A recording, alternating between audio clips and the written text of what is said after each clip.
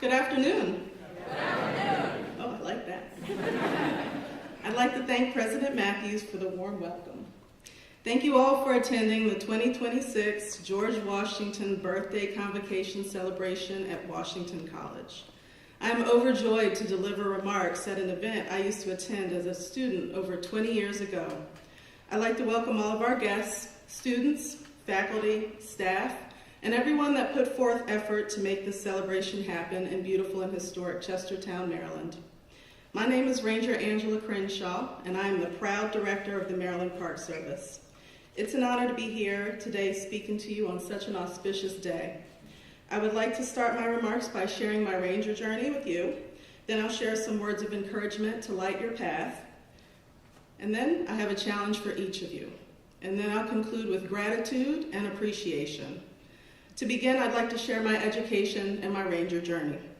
I attended this institution of higher education, Washington College. I took a rigorous course load and was also active in the Center for the Study of Black Culture, the Black Student Union, and Cleopatra's Daughters. I studied abroad in Ecuador and South Africa. I had life-changing experiences, and I learned lessons that would serve me for decades to come. I made friends, I laughed, I cried, I roamed the Eastern Shore, and I expanded my mind with courses and conversations that made me step outside of my comfort zone. I wrote my undergraduate thesis about nutria, an invasive species that was introduced to Maryland for the fur trade and became invasive since it had no natural predators. To inform my writings, I interned for the Maryland Department of Natural Resources, exploring ways to decrease the effects of nutria on Blackwater National Wildlife Refuge in Dorchester County. I graduated in 2004 with dual degrees in economics and environmental studies and a minor in biology. I earned my master's degree in energy and environmental policy from the University of Delaware. I worked for 2 years on state implementation plans in accordance with the Federal Clean Air Act. This experience allowed me to work with environmentalists from all of our neighboring states. Then I worked for a few years removing abandoned boat and debris for the Maryland Department of Natural Resources. This job was very fulfilling because you begin with a partially or fully submerged vessel. You follow the code of Maryland regulations to remove it, and then the waterway is once again beautiful, clean, and navigable. While at my desk one day, I read a press release about the Maryland Park Service Ranger School graduation, and I was instantly intrigued. Maryland Park Service Ranger School is a 4-week academy with the goal of training and preparing park staff for the job of being Maryland Park Rangers. Students learn how to properly wear the uniform, raise and lower the flags with the necessary respect and honor, park operations, report writing, and how to successfully fulfill the mission of the Maryland Park Service. Full of enthusiasm, I popped over to my boss's office and joyfully declared, I would like to go to Ranger School. Her confused response was, but Angie, you're not a park ranger. I smiled, laughed, and said, you are correct, and I returned to my desk. A few weeks later, the Maryland Park Service announced that they were hiring. I applied, interviewed, and was offered a Park Ranger 1 position at Elk Neck State Park in 2013. This was the perfect place to learn how to do my ranger thing, as it has camping, boating, fishing, hiking, hunting, swimming, and historical resources. Less than a year later, I graduated from Ranger School and became a certified Maryland Park Ranger. I was promoted to the lead ranger at Gunpowder Falls State Park, which at over 18,000 acres is one of our largest parks. Then I transferred to Harriet Tubman Underground Railroad State Park in Church Creek, Maryland. Oh, thank you. Let's clap for Harriet.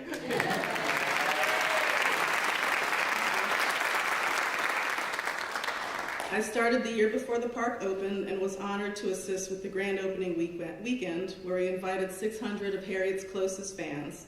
To our surprise and joy, over 1,500 people joined us on that monumental weekend. Working there allowed me to share both my knowledge of the environment and the legacy of Harriet Tubman, a powerful shero, a shero is a lady hero, and a motivating force for all women. While at Tubman, I promoted to the assistant manager position and was proud to assist our guests in building a personal connection to Miss Tubman's life and legacy. Miss Tubman was born in late February or early March in 1822 in Dorchester County, Maryland, into the system of American slavery. She grew up in harsh conditions and realized early on that working outdoors provided her with more freedom compared to the indoors under the watchful eye of tyrannical mistresses. Tubman self-emancipated in the fall of 1849 and eventually went on to emancipate over 70 family members and friends using her contacts on the Underground Railroad. I find it incredible that Tubman began acquiring her expertise as a child while doing what she had to do to survive. I find joy in thinking about the knowledge and the skills she had to have in order to accomplish the impossible. I'm inspired by the love and the light Harriet Tubman shared with those around her. We'll talk more about Ms. Tubman later. I transferred back to Gunpowder Falls State Park to manage our busy swimming beach and marina. Then in 2022, I was promoted to park manager at Rock, Susquehanna, and Palmer State Parks in Harford County. Rock State Park is home to the second highest waterfall in Maryland, Kilgore Falls, and Susquehanna preserves the agricultural nature of the area. In doing so, I became the first Black lady park manager in the history of the Maryland Park Service.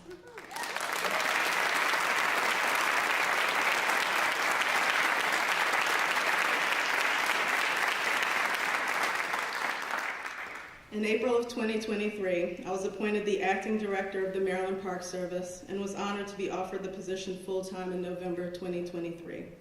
I'm eager to lead the Maryland Park Service forward and work with the leadership team of the Maryland Department of Natural Resources to ensure that we properly manage the natural, cultural, historical, and recreational resources of the great state of Maryland. My journey was not straight or easy, but I'm thankful for it because it brought me to this moment with you all in Chestertown, Maryland. Becoming a Maryland Park Ranger has changed my life. It allowed me the opportunity to make a positive change in people's lives every day through events like this one and other opportunities at our gorgeous state parks. I am fortunate to be able to share my love of African American history and our natural world with anyone who will listen. I also have the honor of instructing at every Ranger School and speaking at graduation, where I deliver heartfelt remarks to the next generation of park rangers. I would like to personally invite each and every one of you to explore our wonderful Maryland state parks. All are welcome. Now that you know a little bit more about me and how I arrived at this place, I'd like to share some words of encouragement and guidance to light your path. I had a lot of help and support to get to where I am. I have a loving family, wonderful friends, and knowledgeable and passionate colleagues. When I was a student here decades ago, I loved the support and the community that Washington College offered. It allowed me to thrive in a place and take full advantage of everything that the college had to offer. Since I've graduated, I've been back multiple times as a guest speaker and a friend of the school. Washington College has continued to cultivate a beautiful, supportive, thoughtful, and open community. I encourage you all to lean on your support networks, including your professors, students, and the administration. I joke that after working at Harriet Tubman Underground Railroad State Park for nearly 5 years, that I have a PhD in the Underground Railroad. Many people think that the Underground Railroad was a subterranean train that led people who were enslaved, and don't laugh. I'm very serious. Was a subterranean train that took people who were enslaved in the South to freedom in the North. But in reality, it was a resistance movement against American slavery through flight and escape. Their mission was to emancipate those who were held in bondage.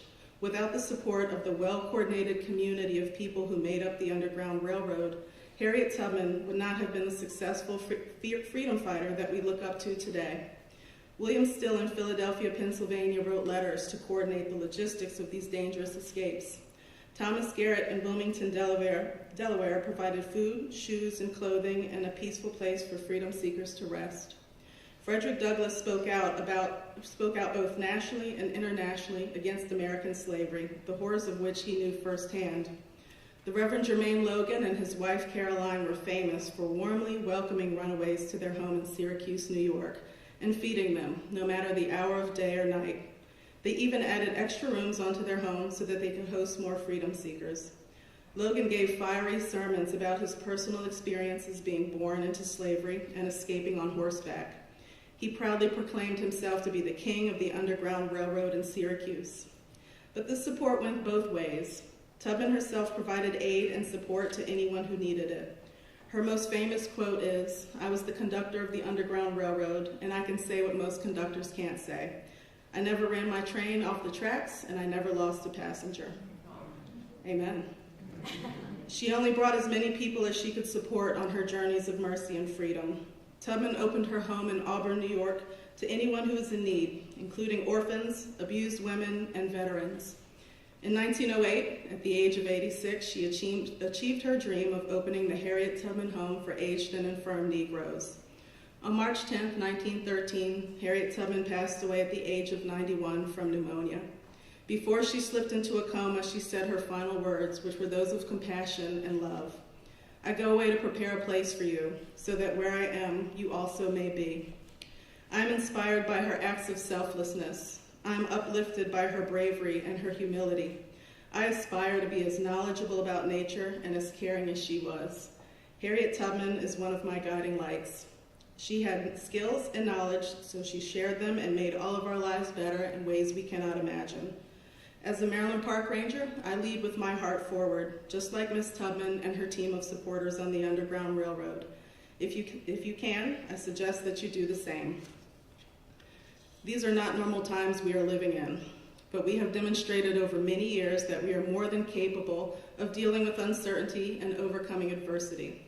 I often say proudly that I am standing on the shoulders of giants.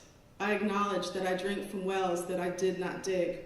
I happily take shade under trees that I did not plant. As a Maryland Park Ranger and Director of the Maryland Park Service, I am proud of the work we do to maintain those wells and to protect those trees and to honor the shoulders of the giants on which we stand. By honoring my ancestors and those that cleared a trail for me, I'm able to guide the Maryland Park Service's 259 full-time staff members as we manage over 142,000 preserved acres. And of course, I have assistance from the leadership team of the Maryland Department of Natural Resources. During the time we've spent together, I've shared my experience at Washington College, being a Maryland Park Ranger, and my passion for African American history. Before I go, I have a challenge for you. Are you all ready for your homework assignment? Yes. I like that. Don't worry, there's no specific due date, and I won't be grading your work.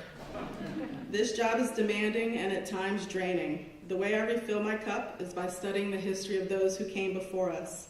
I always smile when I think of the friendship between Harriet Tubman and Frederick Douglass. Both were born into the system of American slavery on the eastern shore of Maryland, not far from here. Both worked tirelessly to achieve their freedom and fight for the freedom of their countryfolk. In a letter to Tubman that Douglass wrote in 1868, he said, "The difference between us is very marked. Most that I have done and suffered in the service of our cause has been in public, and I have received much encouragement at every step of the way. You, on the other hand, have labored in a private way. I have wrought in the day, and you in the night. I have had the applause of the crowd and the satisfaction that comes of being approved by multitudes, while the most that you have done has been witnessed by a few trembling, scared, footsore bondsmen and women, whom you have led out of the house of bondage, and whose heartfelt God bless you has been your only reward. The midnight sky and the silent stars have been the witnesses of your devotion to freedom and your heroism." His bold yet warm words about my Shiro are so moving to me. What Douglass did to fight for freedom was done during the day, in the light. What Tubman did was under the cover of darkness because she herself was a runaway. They both fought tirelessly for the cause of liberty for their entire lives. You all are here because you are driven and passionate and you want to excel. You all will do wonderful things, otherwise you wouldn't be here. My challenge to you is this: whether you fight in the light of day like Douglass or in the darkness of night like Tubman, fight for what you believe and value. Speak for each other. Support one another. Be there for your colleagues. Uplift those who are around you. Shine a light on people who are doing meaningful work. Amplify the voices of those who have worthy thoughts and inspirational words to share. I speak for our Maryland State Parks every single day. I learned how to do that here at Washington College. I urge you to use your skills and abilities to fight for what you hold dear. In closing, lean on your support networks. I'm certain that it has not been easy for you all to get to this point. My path was not straight or without its obstacles, but I'm fine with that. I received help on my journey, and my light is illuminated by the light of those who came before me. Bold Marylanders like the indefatigable Harriet Tubman and the famed orator Frederick Douglass.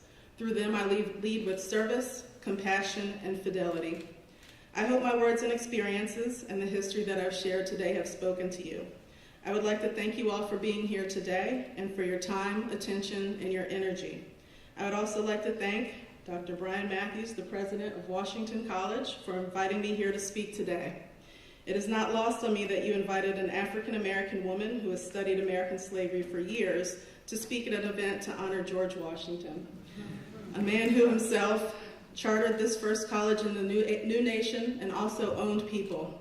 This is a bold step forward for the college, and I am deeply honored and moved to be a part of it.